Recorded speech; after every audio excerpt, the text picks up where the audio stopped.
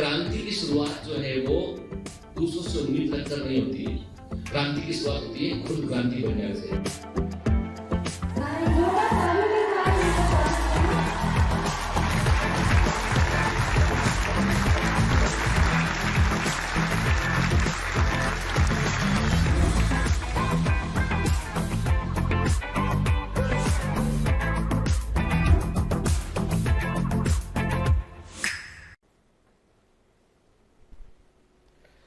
Hello commandos, welcome to Biomentors classes online. I am doctor Jitendra Singh और बेटा हम पढ़ रहे हैं बायोटेक्नोलॉजी प्रिंसिपल्स एंड प्रोसेस। तो पिछले 5 लेक्चर में हमने काफी कुछ सीखा। हमने देखा कि रिकॉम्बिनेंट डीएनए टेक्नोलॉजी क्या होता है, इलेक्ट्रोफोरेसिस क्या होता है, रेस्टिट्यूशन एंजाइम क्या होता है, रिकॉम्बिनेंट डीएनए को हम कैसे तैयार करते हैं, डीएनए लाइगेज का क्या काम होता है, टूल्स एंड टेक्निक को भी हमने देखा और कुछ हमने एमसीक्यूज भी साथ में सॉल्व किए। क्लियर? तो आज का जो लेक्चर नंबर 6 है उसमें भी कई बड़े इंपॉर्टेंट हिस्से बेटा हम कवर करने वाले हैं। तो उसके पहले लेकिन हम कुछ एमसीक्यूज को सॉल्व करते हैं, ठीक है, फिर हम लेक्चर में आगे इंटर करेंगे। तो आज का जो पहला क्वेश्चन है वो ये है आपके सामने स्क्रीन पर। Hind second, HIND, Hind second is a recognition sequence of, fill in the blanks, खाली स्थान रखा है, ऑफ बेस पेयर्स। तो आपको बताना है कि हिंद सेकंड जो है वो एक उसका जो रिकॉग्निशन सीक्वेंस है जिसको ये काटता है, इस पे ये एक्ट करता है, वो कितने बेस पेयर लंबा है। ठीक है, आपके सामने ऑप्शन है 7, 6, 5 एंड नन ऑफ दीज के, 7 पेयर, 6 पेयर, 5 पेयर या none of these, none of the above. ठीक है, क्या आंसर इसका बताइए फटाफट के। देखिए, हिंद सेकंड जो है it is the first discovered restriction endonuclear enzyme, ये तो हमको मालूम है ना, ठीक है। हीमोफ्लस इन्फ्लुएंजाइसिस को डिस्कवर किया गया था। अब इसका जो इसका रिकॉग्निशन सीक्वेंस है वो होता है GTYRAC। अब आप बोलोगे सर ये GTYRAC कैसे आ गया? अभी तक तो हम एड्रीन, ग्वानिन, साइटोसिन, थाइमिन की बात कर रहे थे। तो एक्चुअली होता क्या है बेटा कि इसका जो रिकॉग्निशन सीक्वेंस है वो थोड़ा वेरी करता है, इसलिए वहां पे लिखा हमने लिखा है इसका सीक्वेंस होता है GTYRAC। यहां पर जो Y है वो थाइमिन या साइटोसिन में से कोई एक हो सकता है और जो R है वो एड्रिन या ग्वानिन में से कोई एक हो सकता है। ठीक है, तो इसका जो रिकॉग्निशन सीक्वेंस है वो है GTYRAC। कितने बेस पेयर होगा इसमें? 6, तो 6 बेस पेयर का होता है, तो आंसर इसका है 6 बेस पेयर। ठीक है, तो याद रखना बेटा रिकॉग्निशन सीक्वेंस क्या है इसका? GTYRAC। Y क्या हो सकता है? Y थाइमिन या साइटोसिन में से कोई एक हो सकता है और R एड्रिन या ग्वानिन में से कोई एक हो सकता है। ठीक है, इसीलिए चूंकि इसके रिकॉग्निशन सीक्वेंस फिक्स नहीं है, इसलिए जो है हिंद सेकंड को, HIND सेकंड को हम कम इस्तेमाल करते हैं। इसकी बजाय हम क्या करते हैं? इसके बजाय हम हिंद थर्ड का अधिक इस्तेमाल करते हैं। किसमें? जेनेटिक इंजीनियरिंग में। दूसरा एक कारण ये भी है कि हिंद सेकंड जो है उसका जो कट लगाने का जो हिस्सा है वो है Y और R के, यानी GTYRAC, तो ये Y और R के बीच में कट लगाता है, तो ये ब्लेंड एंड को प्रोड्यूस करता है। तो Hind second blend and produce करता है। हिंद थर्ड जो होता है वो स्टिकी एंड प्रोड्यूस करता है, जिसका हमें जरूरत होती है जेनेटिक इंजीनियरिंग में, रिकॉम्बिनेंट डीएनए टेक्नोलॉजी में। तो हिंद थर्ड जो होता है वो उसका रिकॉग्निशन सीक्वेंस क्या होता है?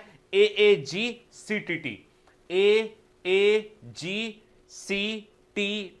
This is the recognition sequence of HIND third, Hind third का रिकॉग्निशन सीक्वेंस होता है। तो ये A और A के बीच में कट लगाता है, मतलब कट कहा जाता है, जैसे AAGCCT है, CTT है, इसका सीक्वेंस फिर से सीक्वेंस सुन लीजिए, AAGCTT। तो ये A के बाद, पहले A के बाद ये कट लगाता है, इसलिए स्टिकी एंड को ये प्रोड्यूस करता है। तो इसका आंसर मिल गया पहले क्वेश्चन का हमको। ठीक है, क्वेश्चन नंबर 2 हमारे सामने स्क्रीन पर है।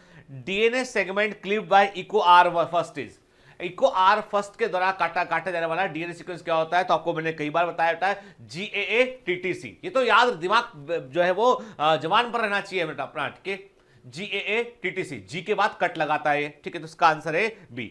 तो देखो क्वेश्चन नंबर फर्स्ट का आंसर भी B है, क्वेश्चन नंबर सेकंड का आंसर भी B है। क्वेश्चन नंबर थर्ड पर हम आते हैं। तो क्वेश्चन नंबर थर्ड है construction of a recombinant DNA involves के, एक रिकॉम्बिनेंट डीएनए को के निर्माण करने में क्या भाग लेता है, क्या इन्वॉल्व होता है? ऑप्शन ए है cleaving DNA segment with ligase. अरे लाइगेज से डीएनए सेगमेंट नहीं काटते हैं, लाइगेज से जोड़ते हैं। तो पहला तो स्टेटमेंट ही गलत हो गया ये। ठीक है, तो पहला पूरा स्टेटमेंट है cleaving DNA segment with ligase and rejoining them with endonuclease. ये तो गलत है, लाइगेज से काटते नहीं है, जोड़ते हैं, और एंडोन्यूक्लियस से जोड़ते नहीं बल्कि काटते हैं, तो पहला गलत है। ऑप्शन बी है cleaving and rejoining DNA segment with ligase alone, ligase से डीएनए सेगमेंट को हम काटते भी हैं, जोड़ते भी हैं, ये भी गलत है।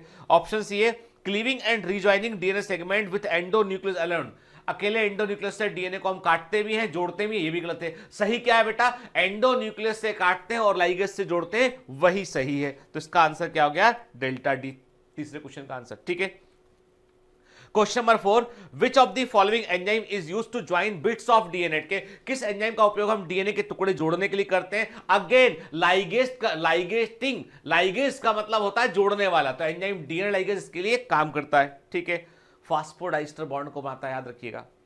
क्वेश्चन नंबर 6 सामने हमारे स्क्रीन पे, the role of DNA ligase in the construction of a recombinant DNA molecule is, एक रिकॉम्बिनेंट डीएनए मॉलिक्यूल को बनाने में डीएनए लाइगेज की भूमिका क्या होती है। देखो सेम टाइप ऑफ क्वेश्चन है ऑलमोस्ट, थोड़ा सा लैंग्वेज में चेंज है। ऑप्शन ए है formation of phosphodiester bond between two DNA fragment, बिल्कुल सही है, दो डीएनए फ्रेगमेंट को जोड़ने के लिए उनके बीच में ये फास्फोडाइस्टर बॉन्ड को बनाता है डीएनए लाइगेज, तो ऑप्शन ए सही है। ठीक है, राइट आंसर है। अब बी सी डी क्यों गलत है, बी है formation of hydrogen bond, hydrogen bond ये नहीं बनाता है। Ligation of all purine and pyrimidine base, नहीं, ये भी प्यूरिन और पायरिमिडिन के बीच में जो अट्रैक्शन होता है वो हाइड्रोजन बॉन्ड के कारण होता है, ये भी गलत है। तो इसका आंसर है 6 का आंसर है A. Question number 7, the recombinant plasmid is introduced into bacterial cell by the process of, recombinant plasmid को हम जीवाणुविक कोशिका में किस प्रक्रिया से प्रवेश कराते हैं। ऑप्शन ए है रेप्लिकेशन, गलत आंसर है। रेप्लिकेशन का मतलब होता है डीएनए को रेप्लिकेट करना, उसकी कॉपी को तैयार करना, डुप्लीकेशन ऑफ डीएनए को रेप्लिकेशन कहते हैं। ऑप्शन बी है ट्रांसफॉर्मेशन, बिल्कुल सही है। जब फॉरेन डीएनए बैक्टीरियल सेल में एंटर करता है विथ प्लाज्मिड, उस प्रोसेस को बोलते हैं ट्रांसफॉर्मेशन के। तो ट्रांसफॉर्मेशन, अब इसे को लेके बेटा ग्रिफिथ के ट्रांसफॉर्मेशन से कंफ्यूज मत करना। यानी जेनेटिक इंजीनियरिंग में जब हम प्लाज्मिड में एक फॉरेन डीएनए को जोड़ते हैं, रिकॉम्बिनेंट डीएनए बनाते हैं और उसको हम बैक्टीरियल सेल में अंदर एंटर करते हैं, उसको हम ट्रांसफॉर्मेशन कहते हैं। तो आंसर इज करेक्ट। ठीक है, एक्सटेंशन मतलब डीएनए का फैलना, बड़ा होना, और एनिलिन का मतलब होता है डबल सिंगल स्ट्रैंड डीएनए का हाइड्रोजन बॉन्डिंग करके डबल स्ट्रैंड डीएनए में कन्वर्ट होना एनिलिन कहलाता है। ठीक है, क्वेश्चन नंबर 7 का आंसर इसका मतलब हो गया beta B transformation. Question number 8 है gel electrophoresis is used for, gel electrophoresis का उपयोग हम किसके लिए करते हैं। ऑप्शन ए है construction of recombinant DNA by joining with cloning vector, तो याद रखिएगा हम जो है जेल इलेक्ट्रोफोरेसिस से कंस्ट्रक्शन नहीं करते डीएनए का, इसमें हम जेल इलेक्ट्रोफोरेसिस में क्या करते हैं, हम डीएनए के फ्रेगमेंट्स करते हैं और उनको हम इलेक्ट्रिकल चार्ज के अकॉर्डिंग अरेंज करते हैं, उनके साइज के अकॉर्डिंग अरेंज करते हैं। ठीक है, तो पहला तो गलत है। दूसरा है isolation of DNA molecule, DNA molecule isolate करने के लिए हम जो है जेल इलेक्ट्रोफोरेसिस नहीं करते हैं। ठीक है, दूसरा cutting of DNA into fragment, DNA को फ्रेगमेंट में काटने के लिए हम जो है एंडोन्यूक्लियस इस्तेमाल करते हैं, रेस्ट्रिक्शन एंडोन्यूक्लियस यूज करते हैं या कॉमन एंडोन्यूक्लियस यूज करते हैं। फिर separation of DNA fragments according to their size, बिल्कुल सही है, डीएनए फ्रेगमेंट को उनके साइज के आधार पर सेपरेट करने के लिए हम जेल इलेक्ट्रोफोरेसिस करते हैं। जितना लाइटर डीएनए होगा उतना वो आगे तरफ पहुंचेगा और जितना हैवी डीएनए होगा उतना वो पीछे रह जाएगा। ठीक है, फिर क्वेश्चन नंबर 9 इंटरेस्टिंग क्वेश्चन है, देखते हैं। The movement of DNA during the process of electrophoresis is, electrophoresis की प्रक्रिया के दौरान डीएनए का मूवमेंट या गमन होता है। ऑप्शन ए है from positive pole to negative pole, याद रखिएगा डीएनए पर फॉस्फेट के कारण नेगेटिव चार्ज होता है, तो डीएनए हमेशा जो है वो पॉजिटिव पोल की ओर बढ़ता है। ठीक है, डीएनए हमेशा जो है वो नेगेटिव चार्ज है तो पॉजिटिव पोल की ओर बढ़ेगा उठ के, और जो इलेक्ट्रिकल फील्ड में यदि पॉजिटिव पोल होगा तो उसको वो रिपल करेगा। तो इसका मतलब ये from positive pole to the negative pole के, तो याद रखिए डीएनए खुद नेगेटिव है तो वो नेगेटिव पोल की ओर वो नहीं बढ़ेगा बल्कि वो पॉजिटिव पोल की ओर बढ़ेगा, क्योंकि डीएनए पर नेगेटिव चार्ज नेगेटिव को रिपल करता है। तो पहला ऑप्शन तो गलत हो गया। ठीक है, ऑप्शन लिखते हैं from negative pole to positive pole, बिल्कुल सही बात है, डीएनए पर नेगेटिव चार्ज है तो ये पॉजिटिव पोल की ओर मूव करेगा, ये पॉजिटिव पोल की ओर मूव करेगा, तो इसका मतलब ये कैथोड से ये एनोड की ओर मूव करेगा। अब देखो कई बार क्या होता है जल्दबाजी में हम क्वेश्चन को पढ़ते हैं और हमने आंसर देखा, पढ़ा बी आंसर लगा दिया, या सी पढ़ा सी लगा दिया, जबकि ऑप्शन डी क्या है, बोथ बी एंड सी। तो कई बार ऐसे क्वेश्चन जो है सिली मिस्टेक करवाते हैं हमसे, तो यहां ध्यान रखना बेटा। के तो इसका आंसर क्या होगा, बोथ बी एंड सी, मतलब डीएनए पर नेगेटिव चार्ज है तो नेगेटिव को रिपल करेगा, पॉजिटिव की ओर ये बढ़ेगा, मतलब ये कैथोड से एनोड की ओर जाएगा, नेगेटिव से पॉजिटिव पोल की ओर जाएगा। तो answer B, both B and C, मतलब आंसर इसका हो गया डेल्टा डी। लास्ट क्वेश्चन आज का, the matrix used in gel electrophoresis, gel electrophoresis में इस्तेमाल किया जाने वाला मैट्रिक्स क्या होता है, आधारी पदार्थ क्या होता है? तो मैंने आपसे कहा था बेटा कि डीएनए के लिए हम क्या करते हैं, एगेरोस जेल का इस्तेमाल करते हैं। किसका यूज करते हैं हम? एगेरोस जेल का यूज करते हैं। जबकि प्रोटीन के लिए हम जो है वो पॉलीएक्रिलामाइड जेल का इस्तेमाल करते हैं। प्रोटीन के लिए हम पॉलीएक्रिलामाइड जेल का हम इस्तेमाल करते हैं के, और डीएनए के लिए हम एगेरोस जेल का इस्तेमाल करते हैं। तो आंसर इसका हो गया एगेरोस जेल। एगेरोस किससे मिलता है हमको? अगार अगार हमको रेड एल्गी से मिलता है, जिन्हें हम एगेरोफाइट कहते हैं। ग्रेसिलेरिया जिलिडियम से मिलता है। ठीक है। पॉलीथाइलिन ग्लाइकोल क्या होता है? पॉलीथाइलिन ग्लाइकोल जो है वो होता है सोमेटिक हाइब्रिडाइजेशन करने के लिए, जब सेल्स को आपस में फ्यूज करते हैं तब हम पॉलीथाइलिन ग्लाइकोल का इस्तेमाल करते हैं। हमके इथियम ब्रोमाइड क्या होता है? इट इज एन स्ट्रैंड जिसका इस्तेमाल हम इलेक्ट्रोफोरेसिस में कर सकते हैं। हमके तो ये एगेरोस जो होता है बेटा, एगेरोस जो है वो एक मैट्रिक्स के रूप में हम इसका इस्तेमाल करते हैं कि जेल इलेक्ट्रोफोरेसिस में। आंसर इसका हो गया बीटा बी। तो देखिए ये 10 क्वेश्चन हमने देखे जो एग्जाम के ही क्वेश्चन थे, और इसमें से कुछ क्वेश्चन एआईपीएमटी के अंदर पूछे गए क्वेश्चन थे बेटा। तो याद रखिएगा कि हमको एक बात समझ में आ रही है कि हम जो पढ़ रहे हैं उसमें एग्जाम में क्वेश्चन कैसे बनता है, और इसके लिए बेटा आपको डीपीपी भी लगाने हैं आपको, और आपको परफॉर्मेंस शीट भी ध्यान से पढ़नी है। ठीक है ना? और लेक्चर का कोई पॉइंट मिस नहीं करना है, एनसीईआरटी बिल्कुल भी मिस नहीं करनी है ना बेटा? चलिए तो अब हम लेक्चर को कंटिन्यू करेंगे। तो चलिए लेक्चर नंबर जो है वो 6 को सुनते हैं, उसके बाद बात करते हैं।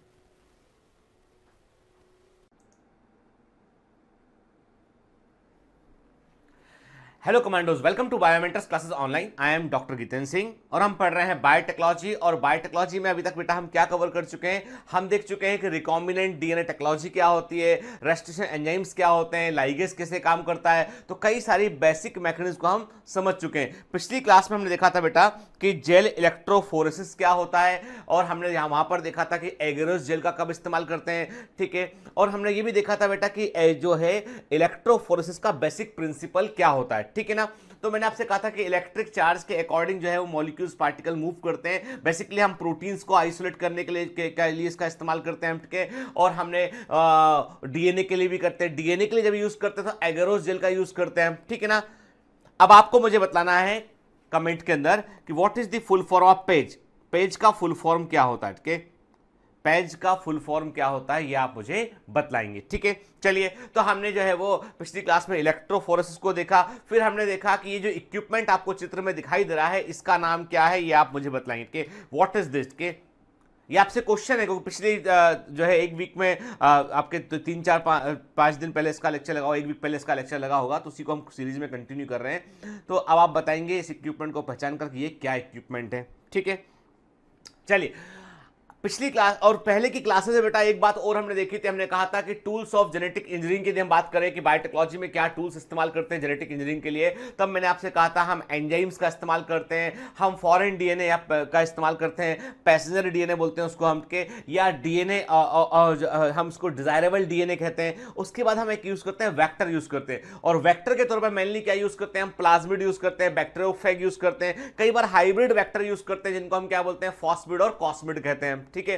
फिर मैंने ये भी कहा था कि वेक्टर में कुछ यूनिक क्वालिटीज होना चाहिए। तो आज हम बात करेंगे कि वेक्टर में क्या यूनिक क्वालिटीज होना चाहिए जिससे कि उसका वो फॉरेन डीएनए को जो है वेक्टर सेल के अंदर ले जा सके और उसको मल्टीप्लाई कर सके। देखो ओवरऑल हमारा पर्पस ये था कि बैक्टीरियल सेल में वो डीएनए पहुंच जाए जो डीएनए ऑफ डिजायरेबल कैरेक्टर है, यानी जो कैरेक्टर हम बैक्टीरिया में चाहते हैं, जो प्रोटीन का प्रोडक्शन हम बैक्टीरिया से करवाना चाहते हैं, वो डीएनए बैक्टीरिया के अंदर पहुंचना चाहिए। और उसे पहुंचाने के लिए हम कोई ना कोई वेक्टर का हेल्प लेते हैं, और मोस्टली क्या करते हैं? मोस्टली बेटा मोस्टली हम प्लाज्मिड वेक्टर का इस्तेमाल करते हैं। चलिए ठीक है, हम देखते हैं इसमें। तो आज हम क्या डिस्कस करेंगे? What are the features that are required to facilitate cloning into a vector के एक वेक्टर। अब आपको एक बता दूं बेटा कि कुछ कुछ वर्ड दिमाग में रखना है कि इसे क्लोनिंग वर्ड मैंने यूज करके। क्लोनिंग वर्ड का मतलब यह है कि हम रिकॉम्बिनेंट डीएनए को तैयार करें और उसकी कई सारी कॉपीज को बना लें। क्लोनिंग वर्ड का मतलब यहां पर यह है कि हम रिकॉम्बिनेंट डीएनए को तैयार करें। हम रिकॉम्बिनेंट डीएनए का मतलब क्या है? ऐसा डीएनए जो वेक्टर और फॉरेन डीएनए के जुड़ने पर बनता है उसे रिकॉम्बिनेंट डीएनए कहते हैं। रिकॉम्बिनेंट डीएनए में क्या होगा? एक तो आप जो डीएनए चाह रहे हो डिजायरेबल कैरेक्टर का डीएनए वो होगा, और प्लाज्मिड का डीएनए होगा। है ना बेटा? क्लियर? एकदम क्लियर। ठीक है। चलिए तो मैंने आपसे कहा क्लोनिंग का मतलब यहां पे क्या है कि वेक्टर से डीएनए को आपने जोड़ा हुआ है और उसकी मल्टीपल कॉपीज तैयार कर लेंगे आगे चल के आप। ठीक है। तो अब हम बात कर रहे हैं कि किसी एक वेक्टर को यदि हम जो है क्लोनिंग के लिए इस्तेमाल कर रहे हैं तो उसमें क्या क्या क्वालिटीज, क्या क्या फीचर्स उसके अंदर होना चाहिए। ठीक है। ठीक, बड़ा बेसिक क्वेश्चन है। और आप समझ लीजिए कि ये जो इमेज आपको दिखाई पड़ रहा है बेटा, ये इमेज जो है वो नीट 2019 के लिए या एम्स 2019 में जो है वो एक किसी ना किसी एक एग्जाम में जरूर आएगा उठ के, मान कर चलिए ये वाला इमेज नीट या एम्स में किसी एक एग्जाम के अंदर आने वाला है, ठीक है। तो पढ़ लीजिए इसको के। तो देखिए अब हम बात कर रहे हैं कि हम फिगर 11.4 देख रहे हैं। एशिया कोलाई का जो है वो क्या लिखा है, Asia coli cloning vector PVR 322 showing, यहां पर P का मतलब क्या है, P का मतलब है प्लाज्मिड, ठीक है।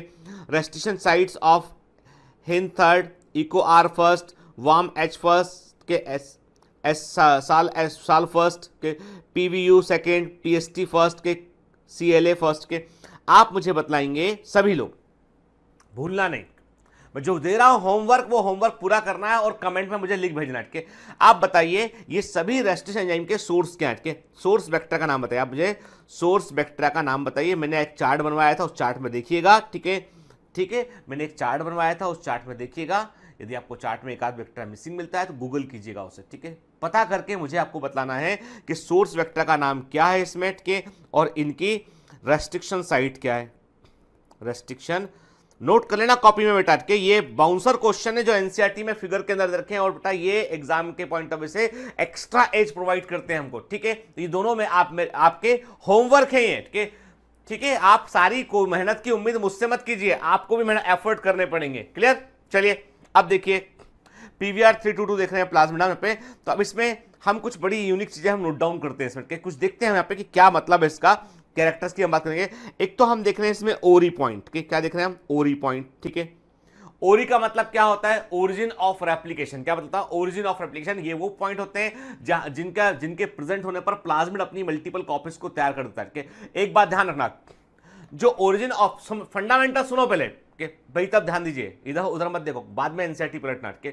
मैं आपसे क्या बोल रहा हूं कि ओरिजिन ऑफ रेप्लिकेशन या ओरी पॉइंट का मतलब होता है ये वो सीक्वेंस होते हैं जो प्लाज्मिड के रेप्लिकेशन के लिए, उसके मल्टीप्लिकेशन के लिए जरूरी होते हैं। यदि आपने फॉरेन डीएनए को इसके अंदर डाल दिया तो ये सीक्वेंस डिसरप्ट हो जाएगा, ये सीक्वेंस ब्रेक हो जाएगा। तो क्या प्लाज्मिड अपने आप को तैयार कर पाएगा, नहीं कर पाएगा। तो गलती मत करना, एंड ओरिजिन ऑफ रेप्लिकेशन में फॉरेन डीएनए इंसर्ट मत करना और ओरिजिन ऑफ रेप्लिकेशन को काट मत देना। कोई ऐसा रेस्ट्रिक्शन एंजाइम, कोई भी ऐसा रेस्ट्रिक्शन एंजाइम इस्तेमाल मत करना जो ओरी काट देता हो, ठीक है, नहीं तो गलती हो जाएगी, गड़बड़ हो जाएगा, आपका प्लाज्मिड काम नहीं करेगा, मल्टीप्लाई नहीं करेगा वो, ठीक है। चलिए मतलब ये हिस्सा हमको इंटैक्ट चाहिए, ये बड़ा इंपॉर्टेंट हिस्सा है, ठीक है। फिर ये क्या है, रोप क्या है, चलो हम देखते हैं आगे रोप क्या चीज है। अब इतना समझ लो कि रोप का वो जो है ये वो सीक्वेंस है बेटा जो वास्तव में जो है वो इस प्रकार के प्रोटीन्स को बनाता है, जो रेप्लिकेशन कितनी बार है ना, प्लाज्मिड कितनी कॉपी तैयार करेगा उसका भी कंट्रोल होता है, और वो कंट्रोल रोप रीजन करता है। एनसीईआरटी में लिखा है rop code for the protein involve in the replication of the plasmid. देखिए ध्यान से, ये छोटी सी इंफॉर्मेशन है, ये बड़ी इंपॉर्टेंट इंफॉर्मेशन है। Rop code for the proteins involve in the replication of the plasmid, ये आईएमपी है, नोट कर लेना, ठीक है। रोप क्या कोड करता है, ये उन प्रोटीन को बनाता है, ठीक है। तो हमने ये उन प्रोटीन को बनाता है जो प्रोटीन रेप्लिकेशन में रोल प्ले करते हैं। और अब टेक्निकली यदि हम बात करें तो हम ऐसा कहते हैं कि रोप जो है वो उन प्रोटीन को बनाता है जो प्रोटीन इस बात को डिसाइड करते हैं कि प्लाज्मिड की कितनी कॉपीज बनेंगी, ठीक है, हाउ मेनी कॉपीज, ठीक है, ये डिसाइड करता है। फिर चलो ये समझ में हमको आया के। अब और क्या देखें इसमें हम, और हम देख रहे हैं इसमें कि हमको कुछ बड़ी इंटरेस्टिंग चीज दिखाई पड़ी। हमने अलग कलर से हमने जो है कुछ मार्क किया हुआ है। हमने एक तो ये मार्क किया हुआ है यहाँ पे, ठीक है, एक हमने ये मार्क किया, ठीक है, दूसरा मार्क हमने यहाँ कर रखा है, ठीक है। यहाँ पे लिखा हुआ हमने टेट आर, मतलब this is the resistant gene for tetracycline. ये वो डीएनए सीक्वेंस है जो टेट्रासाइक्लिन एंटीबायोटिक के लिए प्लाज्मिड को रेजिस्टेंस प्रोवाइड करता है और ये अपने आप को एक्सप्रेस करेगा। तो ऐसा बैक्टीरिया टेट्रासाइक्लिन एंटीबायोटिक से नहीं मरेगा। सुन लो पहले, डायग्राम समझ लो के। टेट आर का मतलब क्या है बेटा, ये वो डीएनए सीक्वेंस है जिसके कारण जो है बैक्टीरिया के प्लाज्मिड में टेट्रासाइक्लिन के लिए रेजिस्टेंट प्रोटीन को बनाने की क्षमता आती है, और ये टेट्रासाइक्लिन एंटीबायोटिक को जो है वो डिस्ट्रॉय करता है, और जब मीडियम में टेट्रासाइक्लिन एंटीबायोटिक प्रेजेंट होगी तो इस बैक्टीरिया को वो मार नहीं पाएगी। फिर एएमपीआर का मतलब है कि ये वो सीक्वेंस है जो एम्पीसिलिन नाम की एंटीबायोटिक के लिए बैक्टीरिया को रेजिस्टेंस प्रोवाइड करता है, और एम्पीसिलिन और टेट्रासाइक्लिन का रेजिस्टेंट जीन जो है वो बैक्टीरिया के प्लाज्मिड पर पाए जाते हैं। पर याद रखना, अच्छी बात यह है कि नॉर्मल एशेरिया कोलाई बैक्टीरिया में ये दोनों सीक्वेंस नहीं होते हैं, ये केवल म्यूटेंट में होते हैं। जो आप म्यूटेंट तैयार कर रहे हैं, जो एंटीबायोटिक रेजिस्टेंस एशेरिया कोलाई है ना, केवल उसके अंदर हमको देखने मिलते हैं और ये म्यूटेंट वैरायटी होती है, नॉर्मल एशेरिया कोलाई में देखने नहीं मिलते। अरे यार देखो, नॉर्मल में होंगे तो कोई एंटीबायोटिक काम ही नहीं करेगी, ना टेट्रासाइक्लिन काम करेगी, ना एम्पिसिलिन काम करेगी। आपको क्लियर कर दूं मैं, ampicillin one of the very commonly used antibiotic है, टेट्रासाइक्लिन भी one of the very commonly used antibiotic है। ठीक है, तो नॉर्मली 99% केसेस में एशेरिया कोलाई में दोनों जीन नहीं होते हैं, परंतु 1% पॉसिबिलिटी है कि ये रेजिस्टेंट एशेरिया कोलाई के अंदर ये देखने हमको मिल सके। ठीक है, चलिए तो अब हम इसका क्या, तो मतलब ये जो दोनों सीक्वेंस दिख रहे हैं हमको, मतलब हम इसको और इसको मिला के हमने क्या बोला, ये एंटीबायोटिक रेजिस्टेंट जीन है। ठीक है, सुनते जाओ बेटा, ठीक है ना, ये एंटीबायोटिक रेजिस्टेंस प्रोवाइड करते हैं और इनको हम जो है वो टेक्निकली सिलेक्टेबल मार्कर बोलते हैं। अब सिलेक्टेबल मार्कर क्यों बोलते हैं हम आगे बात करेंगे। ठीक है, इतना याद रखो, एंटीबायोटिक रेजिस्टेंस जीन जो प्लाज्मा में प्रेजेंट है बेसिकली वो सिलेक्टेबल मार्कर कहलाते हैं। क्लियर। फिर क्या देखा हमने, देखा यहां पे हमको ये रेस्ट्रिक्शन साइट देखने मिल रही है, मतलब ये वो साइट है, अलग अलग एंजाइम का अलग अलग पैलिंड्रोमिक सीक्वेंस होता है जहां पे वो कट लगाते हैं। तो हमने कहा ये पीएसटी फर्स्ट के लिए, पीवीयू फर्स्ट के लिए, इको आर फर्स्ट के लिए, सीएलए फर्स्ट के लिए, एचआईएनडी फर्स्ट थर्ड के लिए, वार्म एच फर्स्ट के लिए, साल फर्स्ट के लिए, अलग अलग साइट बने, तो हमको रेस्ट्रिक्शन साइट चाहिए। ठीक है, चलिए अभी हमने क्या किया, हमने इस डायग्राम को बड़े ध्यान से देखा और से हमने गुत्थी को सुलझाया कि वास्तव में इस प्लाज्मिड के अंदर होता क्या है। चलो अब पूरी कहानी में से हमने ये निष्कर्ष निकाला कि भाई देखो, जिस प्लाज्मिड का यूज हमें वेक्टर के रूप में करना है उसमें 3 प्रॉपर्टीज बड़ी इंपॉर्टेंट है। उसमें ओरिजिन ऑफ रेप्लिकेशन होना चाहिए जिससे वो अपने आप को मल्टीप्लाई कर सके, अपनी जो है वो अपने आप को मल्टीप्लाई कर सके, कई सारी कॉपी बना सके। दूसरा सिलेक्टेबल मार्कर। ठीक है, दूसरा क्या होना चाहिए बेटा, उसके अंदर जो है वो ऐसा एंटीबायोटिक रेजिस्टेंट जीन होना चाहिए जिससे कि हम नॉन ट्रांसफॉर्मेंट और ट्रांसफॉर्मेंट को अलग अलग कर सकें। ऐसे बैक्टीरिया जिनके अंदर जो है वो रिकॉम्बिनेंट डीएनए इंटर कर चुका है उनको हम उन बैक्टीरिया से अलग पहचान सकें जिनके अंदर रिकॉम्बिनेंट डीएनए इंटर नहीं किया है। देखो सिंपल सी बात है, नॉर्मली मेरी बात सुनना ध्यान से, नॉर्मली क्या होगा, नॉर्मल बैक्टीरिया के पास में जो है वो एंटीबायोटिक रेजिस्टेंट जीन नहीं होगा, है ना। तो जिसमें अब आपने प्लाज्मिड ऐसा लिया जिसके पास एंटीबायोटिक रेजिस्टेंट जीन था, आपने उसको जब आपने रिकॉम्बिनेंट डीएनए टेक्निक में यूज किया तो जो बैक्टीरिया रिकॉम्बिनेंट डीएनए टेक्निक से जो बैक्टीरिया रिकॉम्बिनेंट डीएनए को अपने अंदर ले लेगा वो एंटीबायोटिक रेजिस्टेंट हो जाएगा, जबकि दूसरा जो नहीं लेगा वो नहीं हो पाएगा। तो आपने सिलेक्ट कर लिया है किसको, ट्रांसफॉर्मेंट को और नॉन ट्रांसफॉर्मेंट को, है ना। क्लियर। चलिए फिर रेस्ट्रिक्शन एंजाइम साइट चाहिए क्योंकि भाई कहीं कट लगाएंगे तब तो फॉरेन डीएनए अंदर इंटर करेंगे हम, तो वो साइट भी हमको चाहिए। ठीक है, चलिए अब आते हैं। तो इसका मतलब पहला तो सबसे फंडामेंटल एमसीक्यू बनता है कि क्या चाहिए हमको, जो कि what the following are the features that are required to facilitate cloning into vector. के एक वेक्टर की क्लोनिंग के लिए, एक वेक्टर की इंपॉर्टेंट प्रॉपर्टी के तौर पर जीन क्लोनिंग के लिए रिकॉम्बिनेंट डीएनए टेक्नोलॉजी में एक वेक्टर को इस्तेमाल करने के लिए क्या क्वालिटीज चाहिए होती है, तो वो हो गई बेटा, ओरिजिन ऑफ रेप्लिकेशन उसके पास होना चाहिए, सिलेक्टेबल मार्कर होना चाहिए और क्लोनिंग साइट होना चाहिए। ठीक है, बिल्कुल एनसीईआरटी का पॉइंट है। क्लियर। क्लोनिंग साइट का मतलब वो जगह जहां पर आप रेस्ट्रिक्शन एंजाइम, सुनो ध्यान से, क्लोनिंग साइट का मतलब वो जगह जहां पर रेस्ट्रिक्शन एंजाइम से हम कट लगाएंगे, फॉरेन डीएनए को जोड़ पाएंगे बेटा, वो क्लोनिंग साइट होगी, है ना। हाँ बोलो एक बार जोर से जरा, हाँ बोलो, यस। ठीक है, चलिए सुन लेता हूं मैं, बोला करो। ठीक है, बस देखा करो आसपास क्या कौन देख रहा है आपको, कोई आसपास नहीं देख रहा है, ठीक है, हमें और आप हैं। क्लियर। चलिए, मैं और आप है और हमारा बड़ा लक्ष्य है जिसके लिए हम कोशिश कर रहे हैं। ठीक है, चलो पहले बात करते हैं ओरिजिन ऑफ रेप्लिकेशन की। This is the sequence from where replication starts. एक एक लाइन देख रहे हैं एनसीईआरटी के, ये वो क्रम होता है जहां से डीएनए का, प्लाज्मिड का रेप्लिकेशन प्रारंभ होता है। ठीक है, and any piece of DNA when link to this sequence, DNA का कोई भी पीस यदि इस सीक्वेंस के आसपास जोड़ दी जाए तो वो अपने आप को रेप्लिकेट कर लेगा होस्ट सेल के अंदर। यदि आपने ओरी सीक्वेंस नहीं डाला फॉरेन डीएनए में तो फॉरेन डीएनए आपका मल्टीप्लाई नहीं करेगा। तो प्लाज्मिड के पास ओरी सीक्वेंस होता है, इसलिए प्लाज्मिड में आपने फॉरेन डीएनए को जोड़ दिया तो प्लाज्मिड अपने आप को मल्टीप्लाई करेगा, तो फॉरेन डीएनए अपने आप मल्टीप्लाई हो जाएगा, कई कॉपी बन जाएंगे उसकी। ठीक है, this sequence is also responsible for controlling the copy number of linked DNA। ये सीक्वेंस इस बात को भी डिसाइड करता है, क्योंकि इसके पास में रॉप सीक्वेंस होता है, इस बात को डिसाइड करता है कितनी कॉपी बनेंगी इसकी, ठीक है। So if one want to recover many copies of target DNA, it should be cloned in a vector whose origin support high copy number. आप चाहते हो कि आपके फॉरेन डीएनए की कई सारी मल्टीपल कॉपीज बने, तो आप ऐसे प्लाज्मिड को चुनिए, ऐसे वेक्टर को चुनिए जिसका ओरी सीक्वेंस कई सारी कॉपी बनाने की क्षमता रखता हो, मल्टीपल कॉपी को बना सकता हो। इस स्टेटमेंट को धीमे से बड़े ध्यान से पढ़िए कि क्या बोल रहा है आपसे। बोल रहा है कोई फॉरेन डीएनए को हम जोड़ देंगे तो उसकी कई कॉपी बन जाएंगी, और जो है वो डिपेंड करता है बेटा कि जो है वो यदि आप चाहते हो कि आपके टारगेट डीएनए की कई सारी कॉपी बने, तो आप ऐसा वेक्टर चुनिए जिसका ओरी सीक्वेंस मल्टीपल टाइम जो है वो मल्टीप्लाई कर सके, कई बार मल्टीप्लाई कर सके, ठीक है। देखिए, है ना। तो अब देखिए ओरी वाले सीक्वेंस को हमने यहाँ पे मार्क कर दिया, बॉक्स बना दिया हमने यहाँ पे, है ना, ठीक है, क्लियर। अब कुछ पॉइंट जो एनसीईआरटी में नहीं है पर नोट कर लीजिए। There are some very important point जो एनसीईआरटी में होना चाहिए थे पर नहीं है बेटा, तो नोट कर लेते हैं उसमें के। आप नोट करो, चलो, है ना, कॉपी उठाओ, पेन उठाओ, चलो नोट करो। The Escherichia coli plasmid PVR322 used a protein called rope or ROM। किससे बनता है? रोप सीक्वेंस से बनता है, ठीक है। तो Escherichia coli का प्लाज्मिड PVR322 एक प्रोटीन का इस्तेमाल करता है, रोप और रोम का, to regulate the number of plasmid that are within the each vector cell. तो एक वेक्टर सेल में प्लाज्मिड की कितनी कॉपी होंगी, ये रोप और रोम से प्रोटीन डिसाइड करता है, और उसको बनाने वाला सीक्वेंस क्या होता है? रोप सीक्वेंस। देखा था हमने, ओरी के बाजू में था, है ना, ठीक है, क्लियर। फिर दूसरा पॉइंट लिखते हैं। The most common origin of replication that is used in plasmid for genetic engineering is called PUC, IMP के।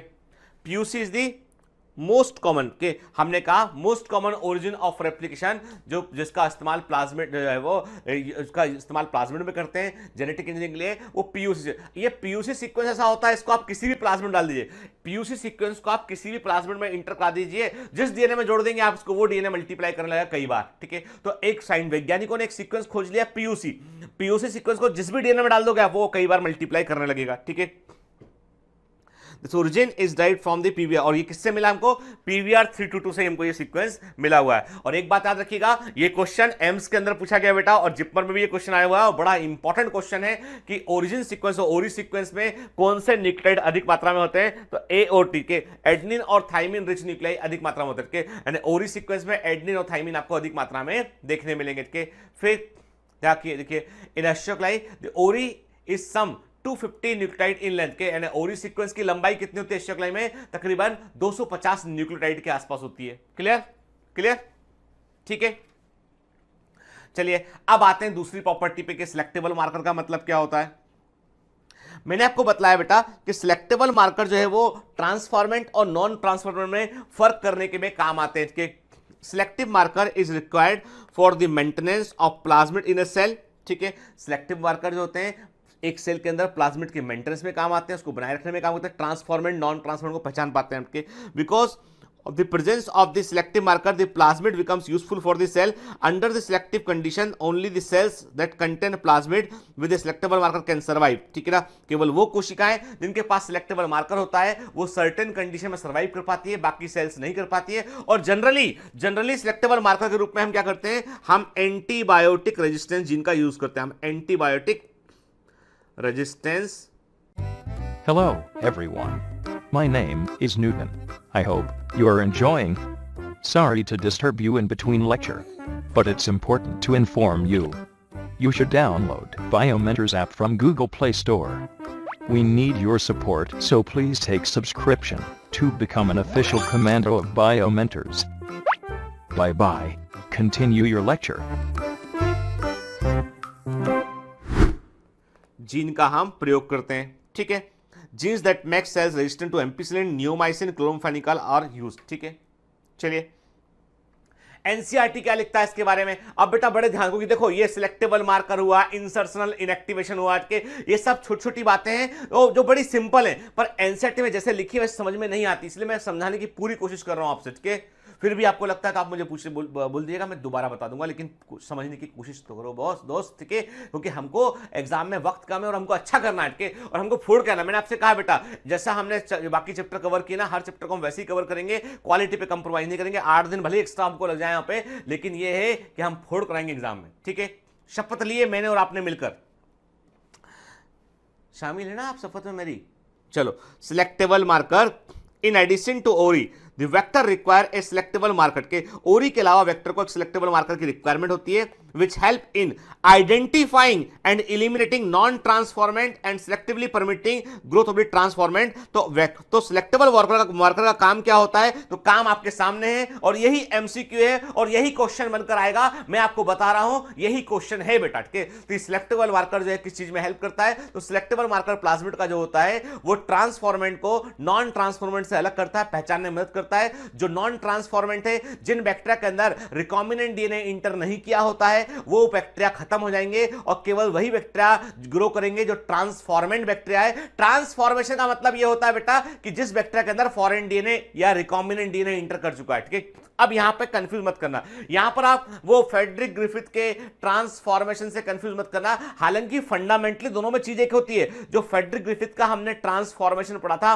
मॉलिक्यूलर बेसिस ऑफ इनहेरिटेंस में, वहां पर भी बैक्टीरिया एक्टिवली फॉरेन एक डीएनए के पीस को अपने अंदर ले लेता है। याद है आपको? R second bacteria S third bacteria के डीएनए को लेकर आकर एस थर्ड बन जाता है। याद है ट्रांसफॉर्मेशन एक्सपेरिमेंट? याद है कि नहीं याद है? एक बार जोर से बोला हाँ याद है सर। ठीक है, नहीं तो मैं बुरा मान जाऊंगा आपसे। तो आपने कहा चलो ठीक है। अब मैंने आपको बताया बेटा ट्रांसफॉर्मेशन होता था रूपांतरण। ठीक है, मतलब बाहर का डीएनए अंदर लिया बैक्टीरिया सेल ने और वो अपने आपको अपनी कैरेक्टरिस्टिक को चेंज कर लिया उसके। तो ट्रांसफॉर्मेंट वो बैक्टीरिया होते हैं बेटा जो फॉरेन डीएनए को अंदर ले लेते हैं, रिकॉम्बिनेंट डीएनए को अंदर ले लेते हैं। ठीक है, तो उनको ट्रांसफॉर्मेंट कहते हैं और जो नहीं ले पाते नॉन ट्रांसफॉर्मेंट कहते हैं। ठीक है, ठीक।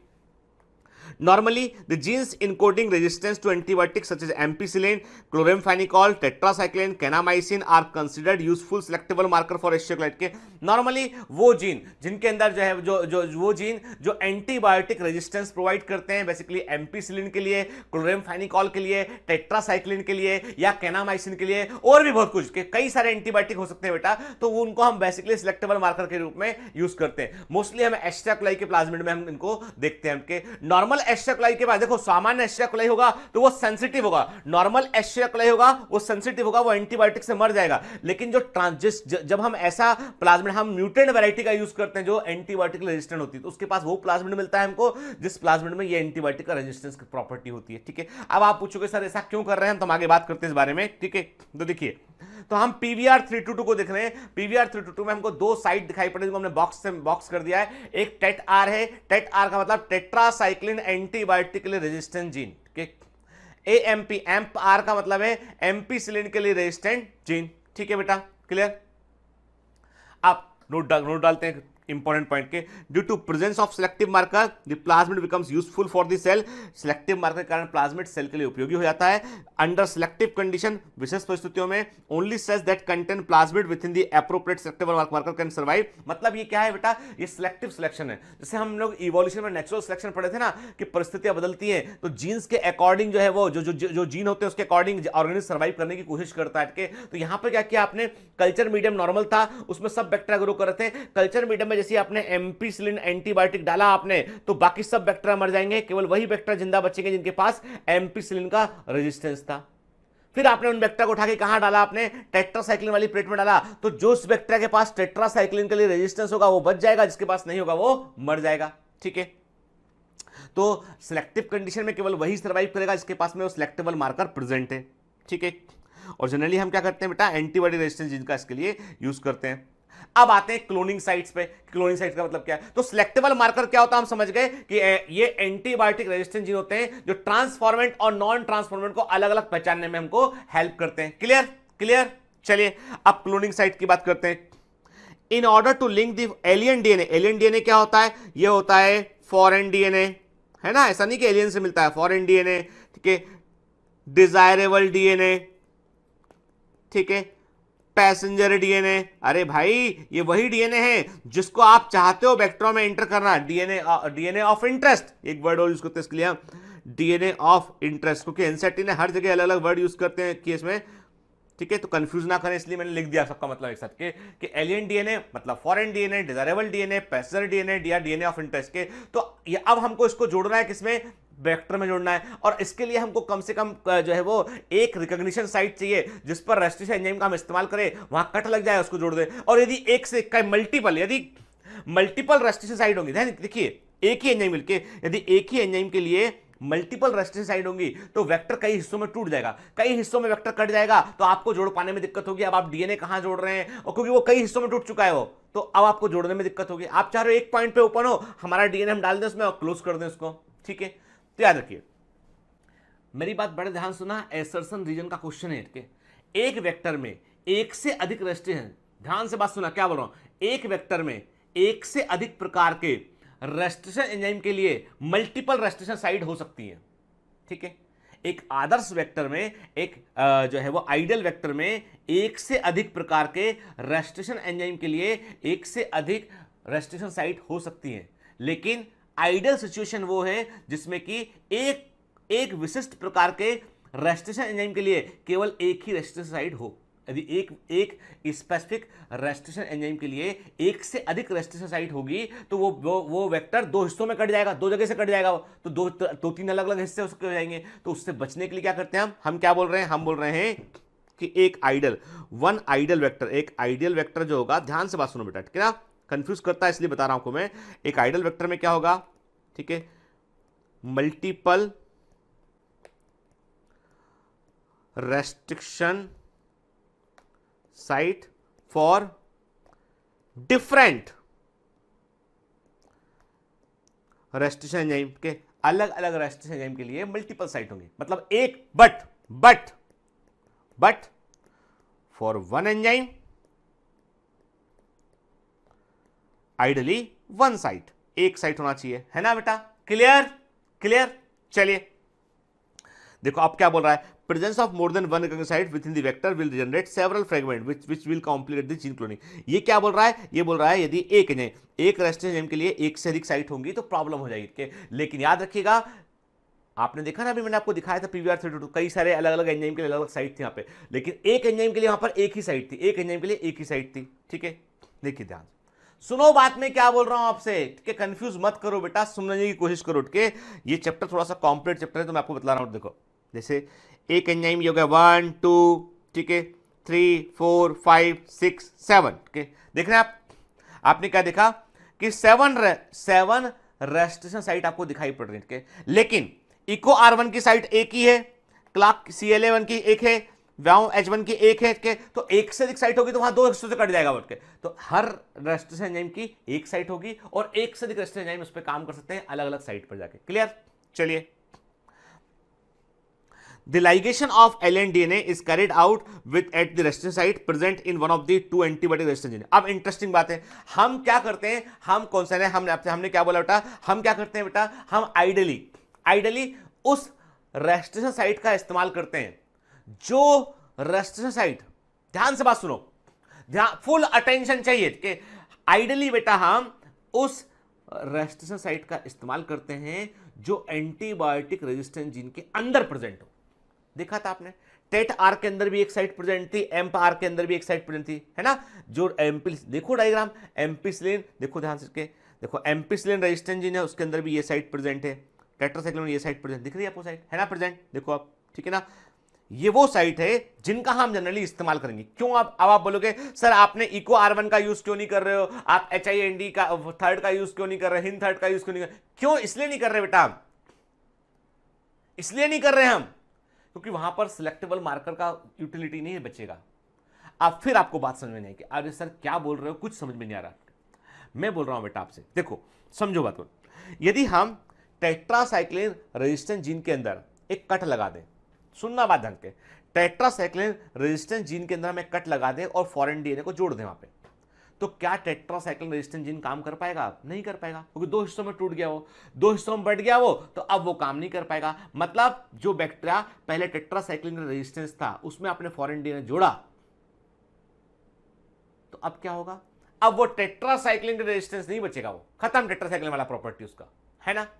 लेकिन चूंकि उसके पास ampicillin resistant gene already present है, उसके लिए एम्पिसिलिन के लिए रेजिस्टेंस रहेगा वो, पर टेट्रासाइक्लिन वाला जीन डालने के कारण, क्योंकि जीन के अंदर आपने टेट्रासाइक्लिन में के जीन के अंदर आपने फॉरेन डीएनए जोड़ दिया है, तो वो टेट्रासाइक्लिन वाला कैरेक्टर उसका खत्म हो गया, है ना।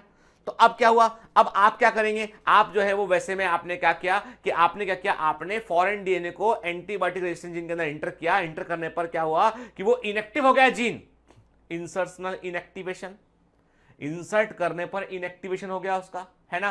तो ऐसे जो ट्रांसफॉर्मेंट बैक्टीरिया होंगे वो टेट्रासाइक्लिन के लिए सेंसिटिव होंगे, लेकिन एम्पिसिलिन के लिए वो रेजिस्टेंट होंगे, ठीक है। और जो नॉर्मल जिसके अंदर अब जिसके अंदर जो प्लाज्मिड में आपने फॉरेन डीएनए जोड़ने की कोशिश की पर नहीं जुड़ पाया, वो दोनों के लिए, वो प्लाज्मिड दोनों के लिए रेजिस्टेंट होगा, टेट्रासाइक्लिन के लिए भी एम्पिसिलिन के लिए रेजिस्टेंस होगा वो, है ना। देखो समझो बात, क्या बोल रहा हूं आपसे मैं। For example, you can ligate a foreign DNA at warm H1 site of tetracycline resistant gene in vector PBR322। आप क्या कर सकते हो, आप जो मैंने कहा वही एनसीईआरटी में लिखा हुआ है कि आप जो है वो PBR322 में टेट्रासाइक्लिन रेजिस्टेंट जीन के अंदर जो वार्म H1 साइट प्रेजेंट है वहां पर फॉरेन डीएनए को जोड़ सकते हो, ठीक है बेटा, है ना। The recombinant plasmid will lose tetracycline resistance, जो रिकॉम्बिनेंट प्लाज्मिड है वो टेट्रासाइक्लिन रेजिस्टेंस प्रॉपर्टी को लूज कर जाएगा due to insertion of foreign DNA, क्योंकि फॉरेन डीएनए इंसर्ट हो चुका है। But can still be selected, परंतु उसको तब भी हम अलग कर सकते हैं, आइडेंटिफाई कर सकते हैं नॉन रिकॉम्बिनेंट से, क्योंकि ये उसके बावजूद जो है वो क्या करेगा बेटा, what can still be selected from non recombinant one by plating the transformant on tetracycline containing medium के। पर हमने क्या बोला, हमने कहा आपसे कि अभी भी हम इसको जो है वो नॉन रिकॉम्बिनेंट वन से टेट्रासाइक्लिन कंटेनिंग मीडियम की हेल्प से जो है अलग कर सकते हैं। कैसे कर सकते हैं, देखो, the transformant growing on ampicillin containing medium are then transferred on a medium containing tetracycline के। ट्रांसफॉर्मेंट जो एम्पिसिलिन कंटेनिंग मीडियम में ग्रो कर रहे हैं उनको हमने क्या किया, हमने उनको जो है वो टेट्रासाइक्लिन वाले मीडियम में शिफ्ट किया। तो रिकॉम्बिनेंट होंगे वो एम्पिसिलिन वाले मीडियम में तो ग्रो करेंगे, लेकिन टेट्रासाइक्लिन वाले मीडियम में ग्रो नहीं करेंगे, वहां मर जाएंगे उनके। तो मतलब नॉन रिकॉम्बिनेंट जो है जिसमें केवल प्लाज्मिड, जिसमें नॉर्मल प्लाज्मिड, देखो आपने क्या किया, प्लाज्मिड इंटर किया, जिस प्लाज्मिड के साथ फॉरेन डीएनए जुड़ा सक्सेसफुली जुड़ गया, वो प्लाज्मिड सेल के अंदर जाएगा तो टेट्रासाइक्लिन को के लिए सेंसिटिव कर बना देगा उसको, अब रेजिस्टेंस बैक्टीरिया नहीं बचेगा। लेकिन जिस प्लाज्मिड में आपका फॉरेन डीएनए नहीं जुड़ा है, जब बैक्टीरिया उसको ले लेगा तो टेट्रासाइक्लिन के लिए भी रेजिस्टेंस होगा वो, और एम्पिसिलिन के लिए भी वो रेजिस्टेंस हो जाएगा, है ना, ठीक है। क्या लिखा है, the recombinant will grow in ampicillin containing medium but not on the tetracycline. क्यों ऐसा क्यों हो गया बेटा, क्योंकि यहां पर इंसर्शनल इनएक्टिवेशन हो गया, यहां पर आपने इंसर्शनल इनएक्टिवेशन हो गया, ठीक है। आपने क्या किया, आपने टेट्रासाइक्लिन वाले जीन के अंदर जो है आपने फॉरेन डीएनए को एंटर कर दिया, तो टेट्रासाइक्लिन वाला जीन काम करना बंद कर दिया। तो रिकॉम्बिनेंट जो है जिसके पास एक्चुअली में फॉरेन डीएनए चला गया, वो टेट्रासाइक्लिन के लिए रेजिस्टेंस नहीं है, लेकिन एम्पिसिलिन के लिए रेजिस्टेंस है। पर नॉन रिकॉम्बिनेंट दोनों में काम करेगा, दोनों एंटीबायोटिक में रेजिस्टेंस रहेगा वो, ठीक है। इसका मतलब ये, in this case one antibiotic resistance gene help to selecting the transformant. कौन से जीन की बात कर रहे हैं हम एम्पिसिलिन की बात कर रहे हैं, हम एम्पिसिलिन और टेट्रासाइक्लिन की बात कर रहे हैं, ठीक। तो हमने आपसे क्या बोला कि एक एम्पिसिलिन जो है उसने बताया हमको कि भाई हाँ ये रिकॉम्बिनेंट है, ये इसमें ग्रो करेगा, लेकिन टेट्रासाइक्लिन में ग्रो नहीं कर पाएगा क्योंकि वहां पे जीन इनएक्टिव हो गया है। क्या लिखा देखो, पढ़ो, एनसीईआरटी का स्टेटमेंट पढ़िए कि वेरी आईएमपी, लैंग्वेज पे ध्यान दीजिए इसके एनसीईआरटी की, ठीक है। In this case, one antibiotic resistant gene help in selecting the transformant। इसमें एक एंटीबायोटिक रेजिस्टेंट जीन ट्रांसफॉर्मेंट को ढूंढने में मदद करता है, वो क्या है, वो है एम्पिसिलिन रेजिस्टेंट जीन है, ठीक है।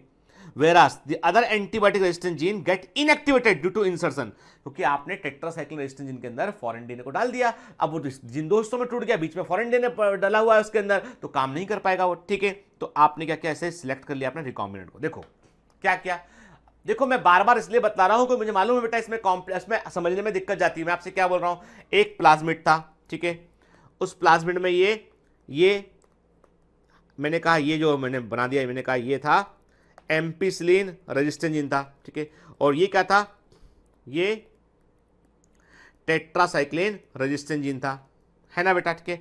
क्या किया हमने फॉरेन डीएनए को यहां लाके जोड़ दिया, फॉरेन डीएनए को हमने यहां लाके जोड़ दिया, ठीक है। तो टेट्रासाइक्लिन रेजिस्टेंट जीन काम करना बंद कर दिया, ये काम कर रहा है, ठीक है। तो क्या होगा, ऐसा बैक्टीरिया जिसके पास फॉरेन डीएनए प्रेजेंट है प्लाज्मिड के अंदर, वो एम्पिसिलिन के लिए तो रेजिस्टेंस होगा, लेकिन टेट्रासाइक्लिन रेजिस्टेंस नहीं होगा, तो उसको आप नॉर्मल बैक्टीरिया से अलग पहचान सकते हैं। तो ये हो गया हमारा काम, पर्पस बन गया हमारा। लेकिन वही वाली बात है कि मैंने आपसे कहा ना कि आपको भी लग रहा होगा कि सर बैक्टीरिया को मार देते तो पूरा मर जाएगा, फिर कैसे मालूम। अरे बेटा ऐसा होता है, सुनो प्रैक्टिकली क्या होता है। हमने बैक्टीरिया की कॉलोनी तैयार किया, कुछ बैक्टीरिया को हम एक दूसरी प्लेट में शिफ्ट करते हैं जिसमें टेट्रासाइक्लिन प्रेजेंट है, मर गया पर एम्पिसिलिन में सर्वाइव किया, मतलब हमारी उस कॉलोनी के अंदर जो बैक्टीरिया है, क्योंकि हम एक बैक्टीरिया से ही पूरी कॉलोनी तैयार करते हैं, प्योर कॉलोनी तैयार करते हैं, तो उस बैक्टीरिया के अंदर जो है वो एम्पिसिलिन रेजिस्टेंस है लेकिन टेट्रासाइक्लिन के लिए सेंसिटिविटी है। इसका मतलब ये है कि फॉरेन डीएनए उसके अंदर सक्सेसफुली जुड़ चुका है। ठीक है, अब दूसरा बैक्टीरिया लिया आपने, उसको आपने डाला, दोनों में मर गया, मतलब वो तो नॉर्मल बैक्टीरिया था। तीसरा बैक्टीरिया लिया आपने, उसको आपने डाला, आपने देखा कि अरे एम्पिसिलिन के लिए भी रेजिस्टेंस है वो, टेट्रासाइक्लिन के लिए भी रेजिस्टेंस है वो। इसका मतलब आपने वो बैक्टीरिया जो था वो म्यूटेंट बैक्टीरिया था, लेकिन बात वो है कि उसके प्लाज्मिड के अंदर जो है टेट्रासाइक्लिन में ठीक से फॉरेन डीएनए एंटर नहीं कर पाया था, और तो इसलिए टेट्रासाइक्लिन का रेजिस्टेंस का जीन भी काम कर रहा होता है। आई बात समझ में? ठीक है, देखो ध्यान से, क्या किया आपने, इस जगह पे आपने इसको फॉरेन डीएनए को एंटर कर दिया, तो इसका रेजिस्टेंस खत्म, ये इंसर्शनल इनएक्टिवेशन हो गया, ये काम करना बंद कर देगा, ये काम करता रहेगा, है ना।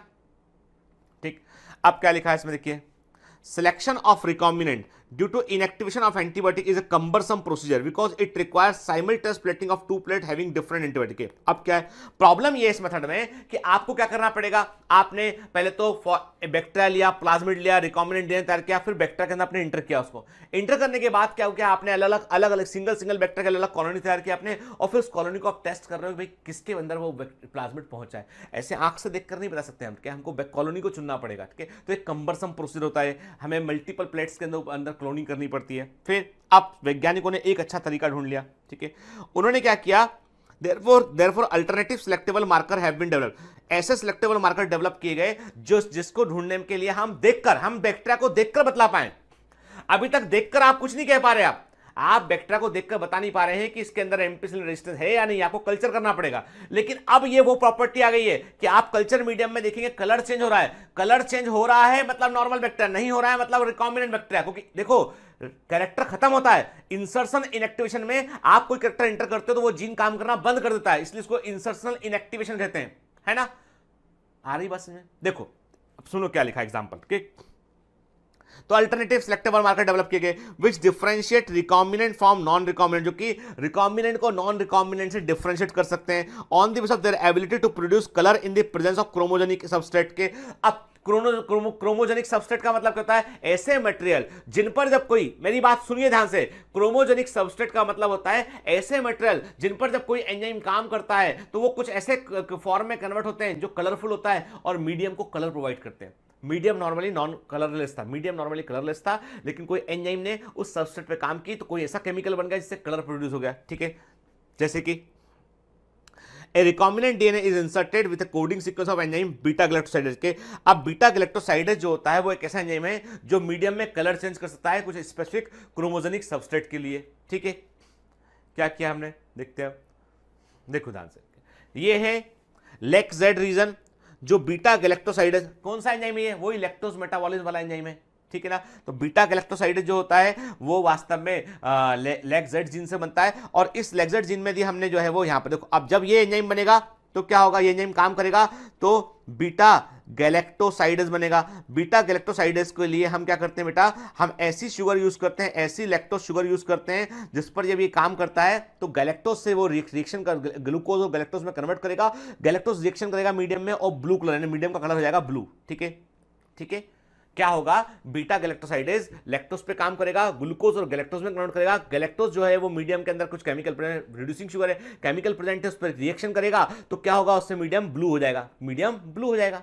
तो ब्लू कलर हो रहा है, नॉर्मली यदि ब्लू कलर हो रहा है मतलब नॉर्मल बैक्टीरिया है, कोई दिक्कत नहीं, इसका जीन काम कर रहा है। लेकिन यदि आपने इस लेक-जेड वाले रीजन में आपने फॉरेन डीएनए डाल दिया, देखो आप, ये ब्राउन था ना, आपने इसमें ये क्या था, ये लेक-जेड वाला रीजन था कि आपने इसमें इसका एक हिस्सा ये हो गया, एक हिस्सा इसका इधर हो गया, आपने बीच में डाल दिया फॉरेन डीएनए, तो क्या होगा, अब लेक-जेड जीन के दो टुकड़े टूट गए, उसके बीच में फॉरेन डीएनए आ गया, तो अपने आप को एक्सप्रेस नहीं कर पाएगा, तो ग्लूकोज लैक्टोज को ग्लूकोज गैलेक्टोज में कन्वर्ट नहीं कर पाएगा, गैलेक्टोज नहीं बनेगा, कलर नहीं आएगा। तो मीडियम यदि कॉलोनी कलरलेस रह गई, मतलब आपने डाला है वो प्लाज्मिड पहुंच गया है, और कॉलोनी यदि कलर प्रोवाइड कर रही है अभी भी, तो मतलब अभी फॉरेन डीएनए उसके अंदर इंटर नहीं हो पाया है। ठीक है, चलिए क्या लिखा है, this results into inactivation of the gene for synthesis of this enzyme which is referred as insertional inactivation। मैंने कहा ना आपसे कि lake-Z gene normally beta galactosidase को बनाएगा जो मीडियम को कलर प्रोवाइड करने में रोल प्ले करेगा के, लेकिन जब आपने लेक-जेड जीन के अंदर फॉरेन डीएनए इंटर कर दिया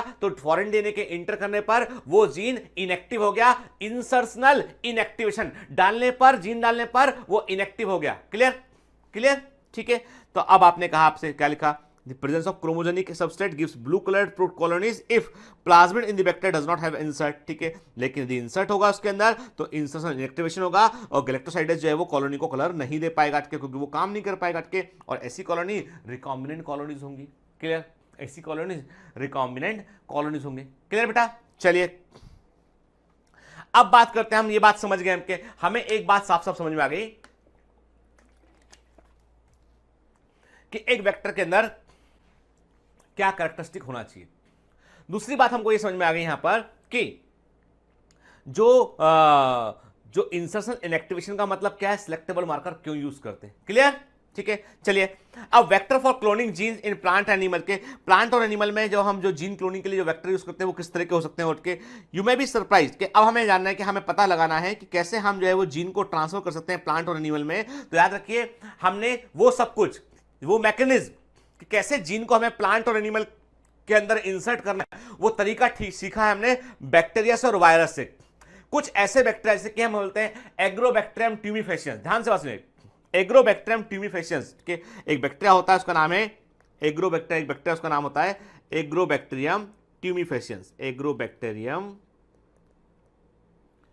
ट्यूमिफेशियंस, ठीक है बेटा। ये बैक्टीरिया क्या होता है, ये वो बैक्टीरिया होता है जिसको नेचुरल जेनेटिक इंजीनियर बोलते हैं। जब भी ये क्या क्या करता है, ये प्लांट सेल पर अटैक करेगा, प्लांट सेल पर अपना डीएनए अंदर डाल देगा बैक्टीरिया, और इसके पास होता है स्पेसिफिक प्लाज्मिड होता है, उसके पास होता है, इसके प्लाज्मिड को बोलते हैं टीआई प्लाज्मिड, क्या बोलते हैं, टीआई प्लाज्मिड बोलते हैं। ये ट्यूमर इंड्यूसिंग प्लाज्मिड होता है और ये प्लाज्मिड मेन बैक्टीरियल जीनोम से जाकर जुड़ जाता है, और अब मेन बैक्टीरियल जीनोम जो है वो सेल को रैपिडली मल्टीप्लाई करता है फटाफट के, और वो फाइनली यानी क्या, देखो ऐसा ये बैक्टीरिया क्या करता है, ये बैक्टीरिया जो है वो प्लांट सेल में अटैक करेगा, उसके जीनोम से, प्लांट सेल के जीनोम में अपना प्लाज्मिड का को इंट्रोड्यूस कर देगा, और ये जो टीआई जीन होता है ये जब मेन बैक्टीरिया प्लांट सेल के जीनोम से आकर जुड़ जाएगा तो प्लांट सेल रैपिडली मल्टीप्लाई करेगी, प्लांट सेल में कैंसर हो जाएगा, प्लांट ट्यूमर हो जाएगा। तो पौधों के अंदर ट्यूमर प्रोड्यूस करता है कौन, एग्रोबैक्टीरियम ट्यूमिफेशियंस, नाम है ट्यूमिफेशियंस, ट्यूमर को इंड्यूस करने वाला, ठीक है, TI plasmid tumour inducing plasmid, ठीक है। तो इसने क्या किया, अपना जीनोम, अपना डीएनए उसने बैक्टीरियल जीन के जो प्लांट सेल के अंदर इंट्रोड्यूस कर दिया। तो एक हमने यहां सीखा कि हाँ, bacteria can introduce their genome into the plant cell, मतलब हम इस बैक्टीरिया का यूज कर सकते हैं जेनेटिक इंजीनियरिंग में, ठीक है।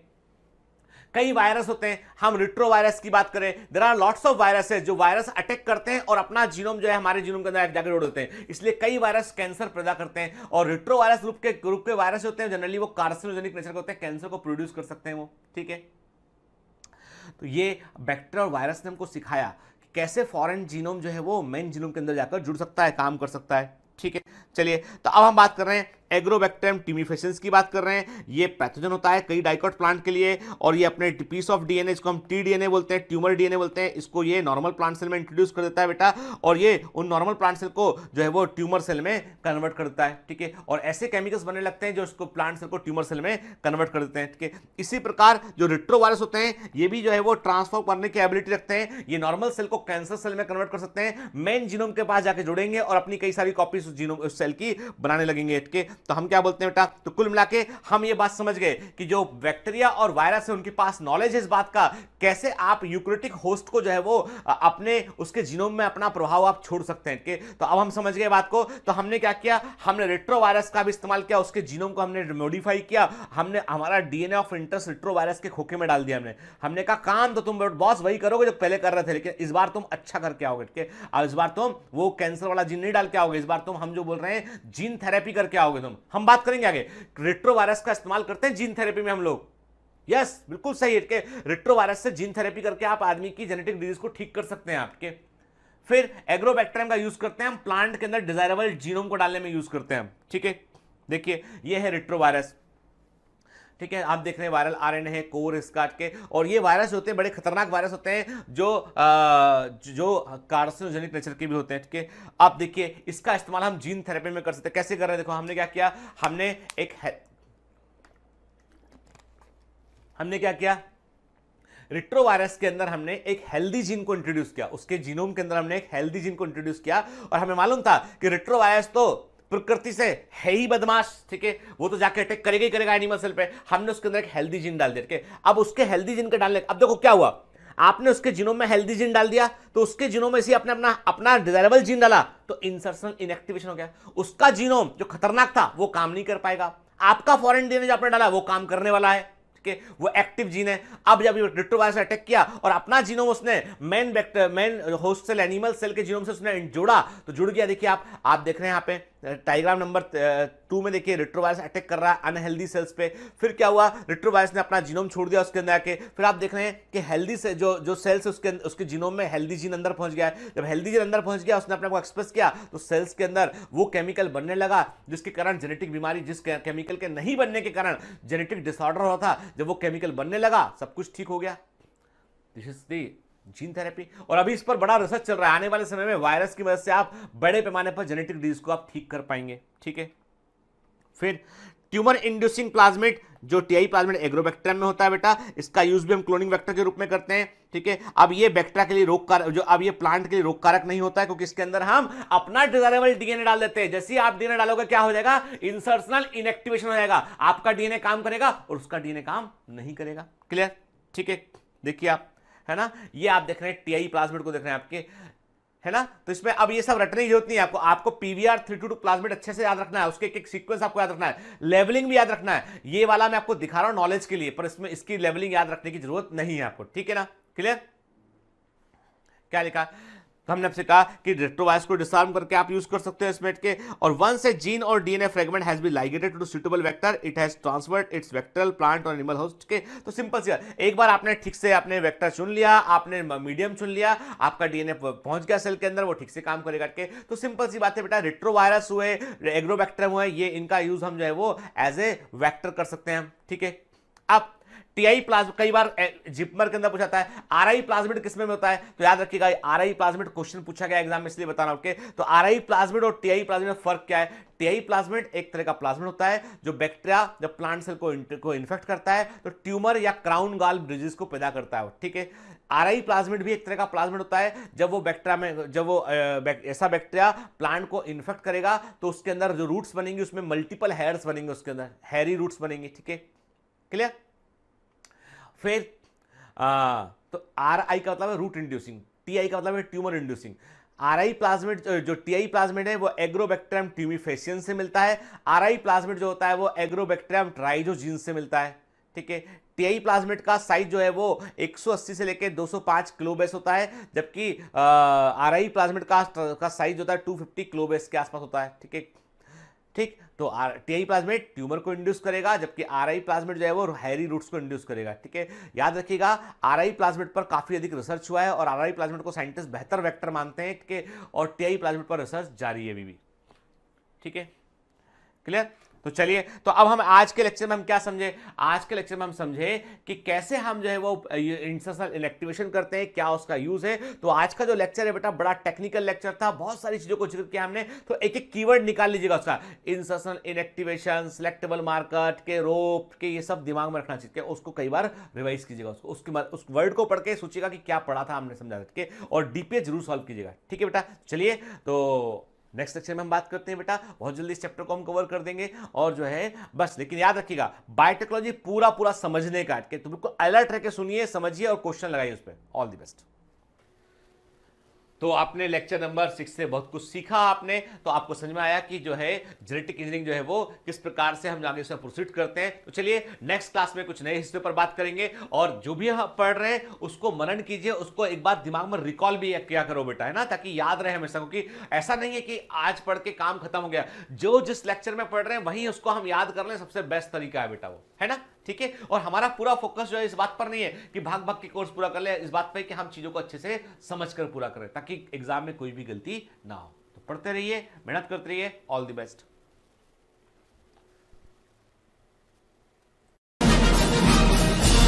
Hi. To become an official commando of Biomentors, join us at www.biomentors.online. Here you can solve daily practice papers, an online test. You can download performance enhancement sheets. You can track your progress. You can interact with other fellow commandos. Join us and prepare yourself. It's a commando training for your success. Download by Mentors online app from Google Play Store.